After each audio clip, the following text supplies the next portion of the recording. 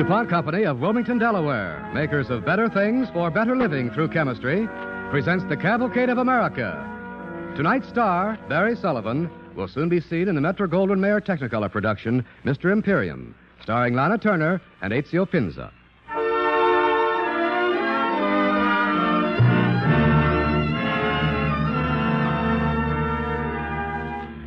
Now on the DuPont Cavalcade, here is Barry Sullivan as Uncle John Brashear in Path to the Stars. The story of a man from the steel mills in Pittsburgh who sought after and found the one thing in the world he alone was meant to do.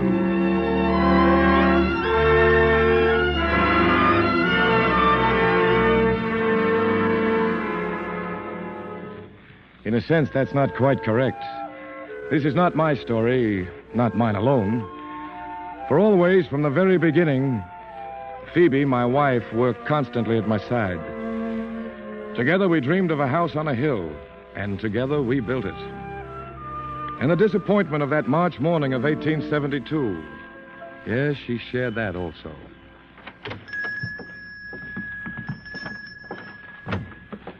How do you do? Can I help you? Yes, my wife and I are interested in that telescope you have in the window. Oh, yes, that's a fine instrument. One of the very finest on the market. How much is it? You understand that this is a precision instrument, exquisitely designed. Is it expensive? Not at all, ma'am, considering the workmanship. I can let you have it for $175. $170? Thank you very much. Come along, Phoebe. We've got to get home.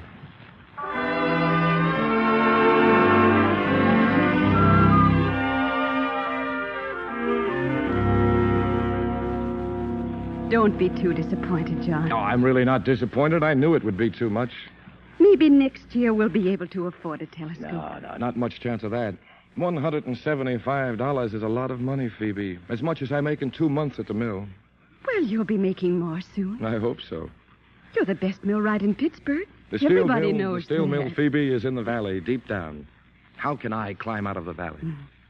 You do it every night. I come home. Home is where the stars shine. And brightly, too.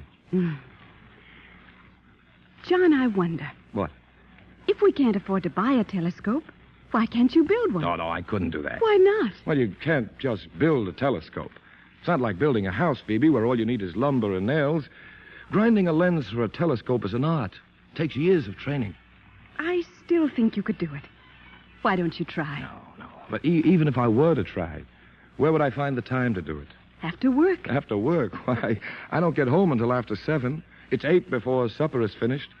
If I started then, why, I'd have to work clear through the night. Why not? That's when the stars shine. At night.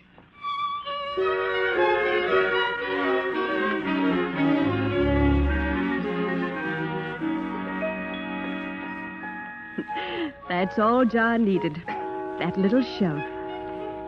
We lived in a house high on a hill just across the Monongahela from the steel mill where John worked. One afternoon when I was alone in our house... Is this here the Brashear house? Yes? I got a package here. You're all out of breath. Why don't you sit down on the porch for a moment? Thank you, ma'am.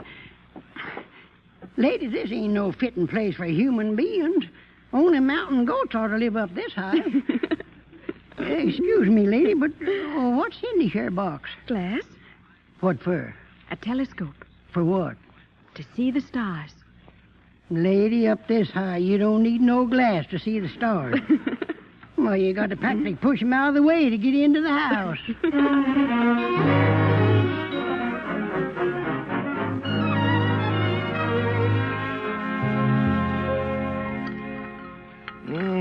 That pie. Another slice, John? Oh, no, I couldn't do it. No room. Well, let's get at the dishes. What do I do tonight, wash or wipe? Neither.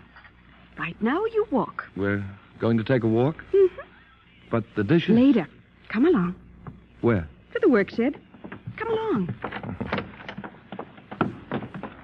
Oh, it's lovely out here. Uh-huh. If we only had a glass on a night like this... What would you do? I'd steal the rings off of Saturn and make a bracelet for my girl. Thank you, darling. Well, here's a work shed. Go in. The door's unlatched. glass I ordered. It came today. And it's uncrated. Mrs. Steiner helped me. We'll start on it tonight. You'll start on it now. Yeah, but the dishes. I'll look after the dishes. You look after the stars.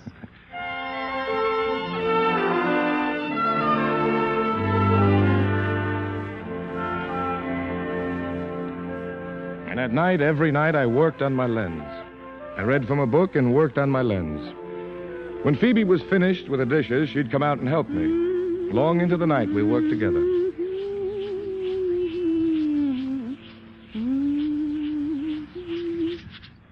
There. How does that look, John? Do you think the emery sludge is too thick? No, I think it's just about right. Yes, it is a little gritty. Let me have the water. You know something, Phoebe? I know that if you don't take your hand from around my waist, I won't be able to do my work. No, I'm serious. You're wonderful. Thank you, darling. In the book I took out of the library, it says that the working of the dampened emery over a glass surface requires a rare feeling, almost a genius. But you've picked it up in no time. Flattering me isn't going to finish off the surface of this glass 1 second sooner. Now go on about your work. Now, don't you be giving me orders, young lady. I'm the... Uncle John! Oh, that's Chicky. We're in the workshed, Chicky. Uncle John, you going to tell us a story again tonight? Well, Chicky, I have a lot Mr. of... and Mrs. Malikowitz are here, and Jenny Laughlin. Oh. She's got a new fella, and Mom and Pop. And...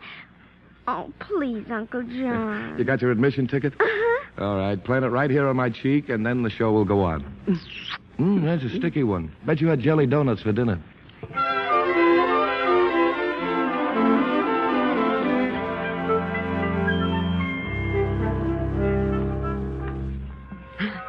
We love these little interruptions. And even though it took precious time from our telescope, both John and I never disappointed our neighbors. When the night was clear and the haze of smoke had lifted, men from the steel mills, their wives, the youngsters, would sit on our porch and look up at the sky and listen as John took them along the pathway to the stars.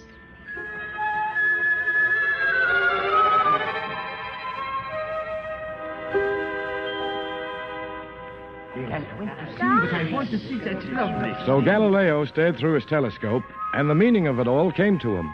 The full, great meaning. These were moons whirling around Jupiter. And if Jupiter had moons, other planets would have moons. Yes, but how could that be? Wasn't the Earth the center of the universe? All planets, all heavenly bodies were supposed to circle around the Earth. Galileo then knew the answer. The Earth was not the center of the universe. The sun must be the center of our universe. Yes, and let me tell you something else. What was true for Galileo is just as true for each of us. Somewhere beneath the stars, there is something that you alone were meant to do. Never rest until you have found out what it is.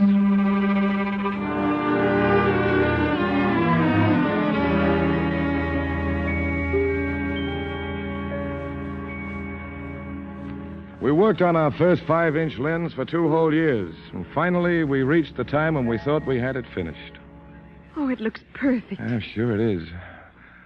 I'll loosen the vise. You lift it out, Phoebe. All right. Is it heavy? 2 years of work is bound to be heavy. Let me have it. Oh, look out! John! Oh, John, it's smashed. I want to get out of here.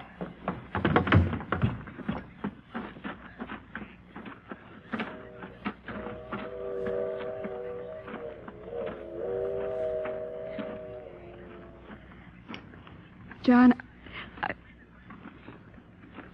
Clear, isn't it? Yes. You hardly need a telescope on a night like this. You don't need one at all. We'll start another lens right away. No, Phoebe, no. 2 years. We know how to do it now. But to start all over. Every breathing day, a person starts all over. John, think of it this way. The only thing that smashed was a piece of glass. The stars are still there. Yeah. Yeah, and so are you. All right, Phoebe. We'll order another glass.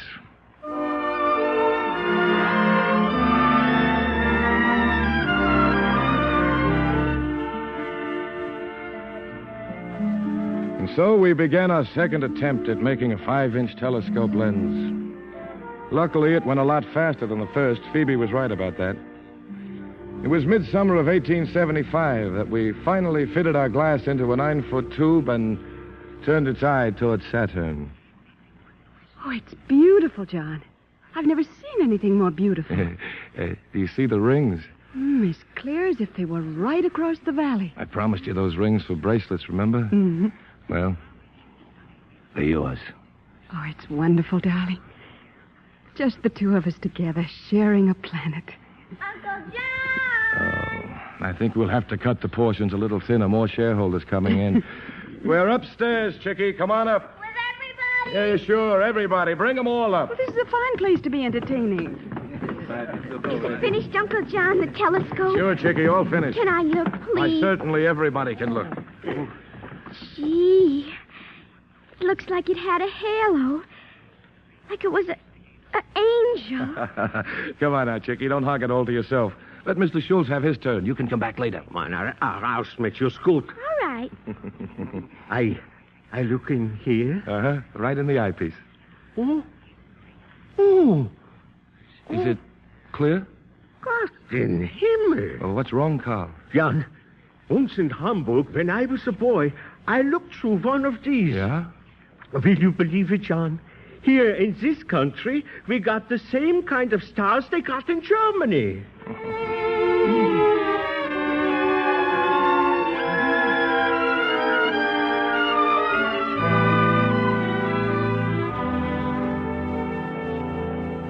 Across the valley of the Monongahela, high up on a summit known as Coal Hill, stood the round granite dome of the Allegheny Observatory. I'd never been there, although in my heart it represented my ultimate dream. Working there, I knew, was a great man of science, Samuel Pierpont Langley. Well, finally, one day, I screwed up my courage and, carefully wrapping my lens in a pair of red flannels, with the buttons removed, of course, I made my way across the river and up the hill.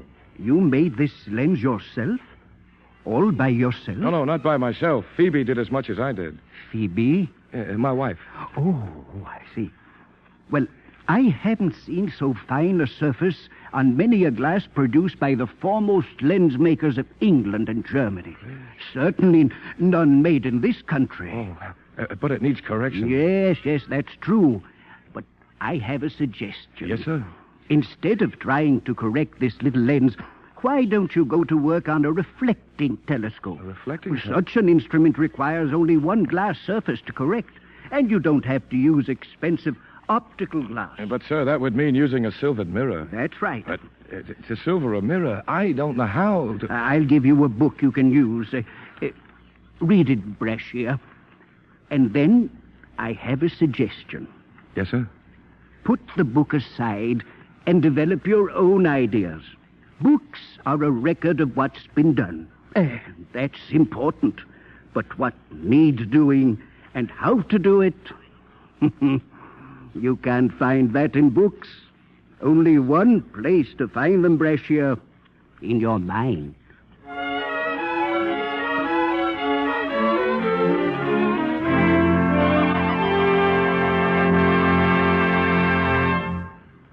Our DuPont Cavalcade continues, starring Barry Sullivan as Uncle John Brashear, with Claire Neeson as Phoebe, in Path to the Stars.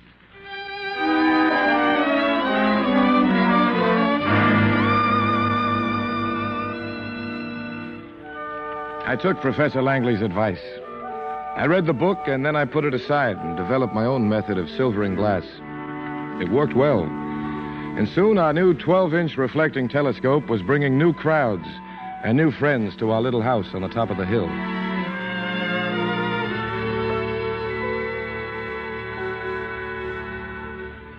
One night after John had told his usual story of the stars, I noticed one stranger who couldn't seem to pull himself away from the telescope.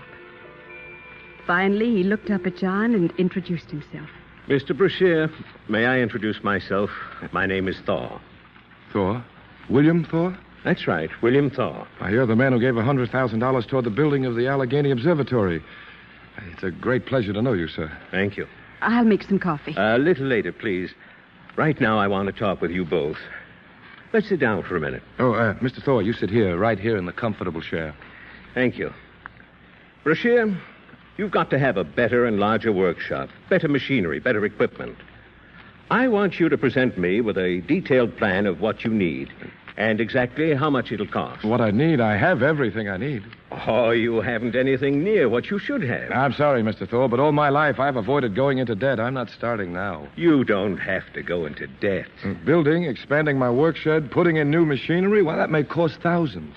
I want to do it for you, and not on the basis of a personal gift or loan or anything like that. On what basis then? On the basis of my desire and ability to do what I can in the interest of science. I'd consider that a great privilege, Mr. Brashear. But the money should be paid back. Oh, nonsense. If and when you find yourself embarrassed by riches, then I suggest you take a like sum of money and pass it on to some other deserving scientist. So it won't be a loan, merely a trust fund that you hold for the future. Well, what do you think, Phoebe? I think you should say yes, John. I think you must. All right, Mr. Thor. The answer is yes.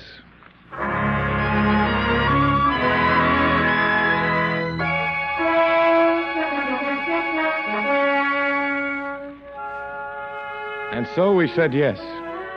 I still kept on at the mill. I had to.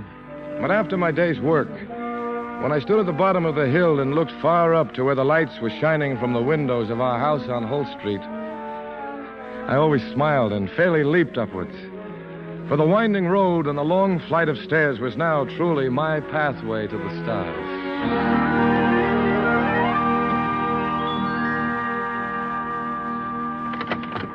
Hello, darling. Hi, something good is cooking. Oyster stew.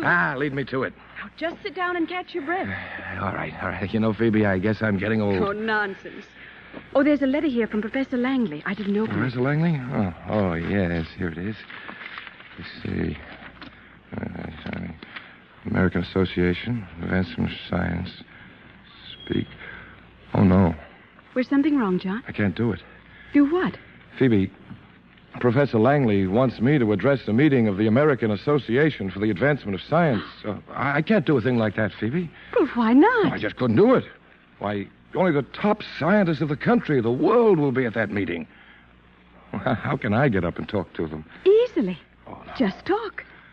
Oh, you've learned a lot from your books, John. You've a good vocabulary. But you can do it. Oh, John, it's a great honor. Yes, of course it is, Phoebe, but... And no one has ever earned it better than you have. Phoebe... John, you must make the talk. And I'm going to be there to hear you make it.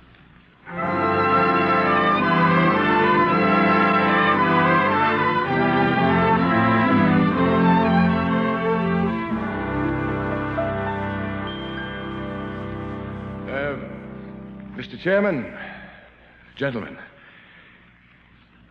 it is the purpose of this paper to describe briefly a new method of producing accurate optical surfaces, both plane and curved.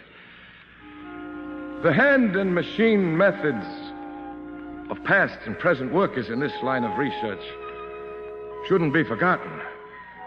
Especially Foucault's method of focal corrections and Dr. John had on a high, stiff collar that I'd made him buy for the occasion. In the beginning, it seemed to be choking him. He kept running his fingers along its edge. He pulled at it, kept shifting his tie. But slowly, he lost his nervousness. And as he began to describe his own new methods for polishing telescope lenses, his voice became firm and sure. When he ended, I knew he was convincing. And I was very proud.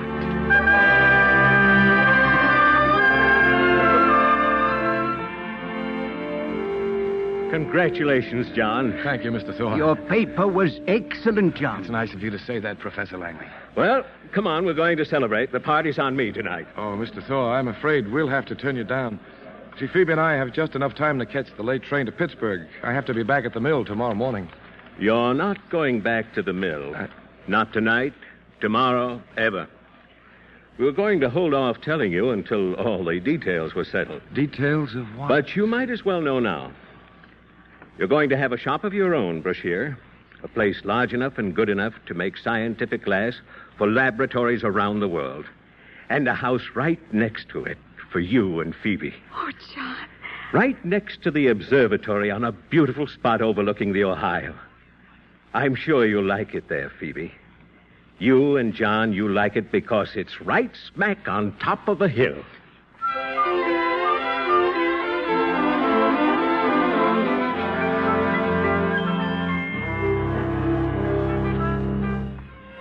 So we moved across the valley and high up another hill. And it was a new world. Fantastically wonderful. Our shop began turning out scientific instruments for observatories and laboratories around the world. Our glass became known from Cape Town to California. And then, if ever, John should have known complete contentment. But somehow something was missing. I wondered about it, and finally I found the answer.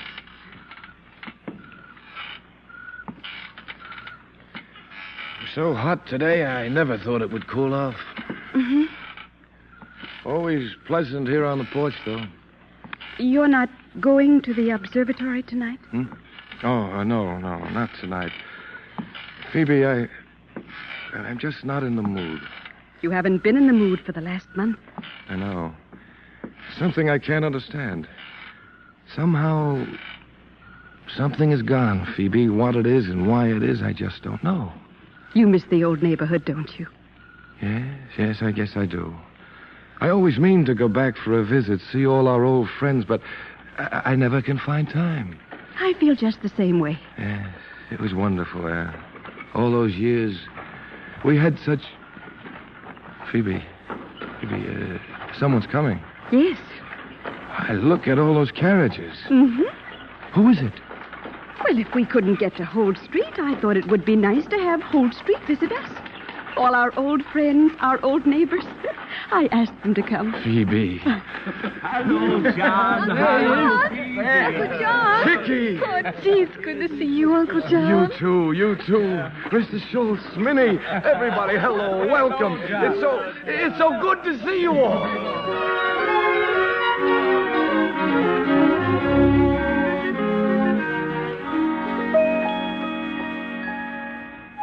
And that night, I told the story of the stars. One they had probably heard before and would hear again. And yet they sat quietly looking toward the heavens, listening. And at the end of my little talk, I remember I took Phoebe's hand in mine, turned toward all my friends and said, somewhere beneath the stars, there is something that you alone were meant to do. Never rest until you found out what it is.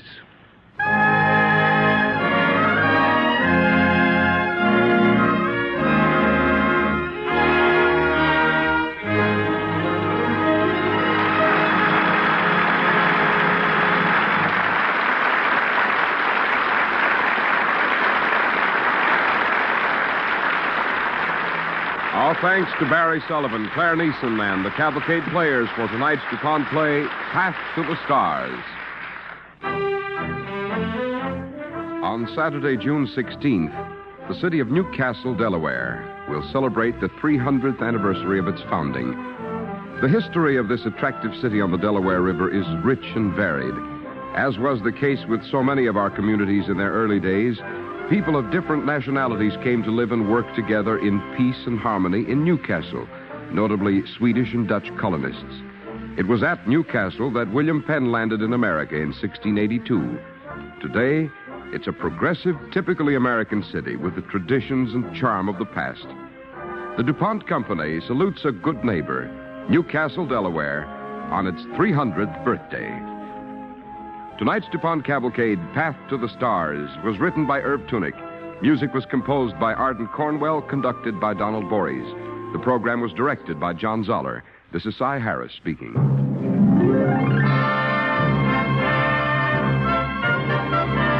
The DuPont Cavalcade of America comes to you from the Belasco Theater in New York and is sponsored by the DuPont Company of Wilmington, Delaware, makers of better things for better living through chemistry. Hear the new Starlight Concert with Carmen Dragon on NBC.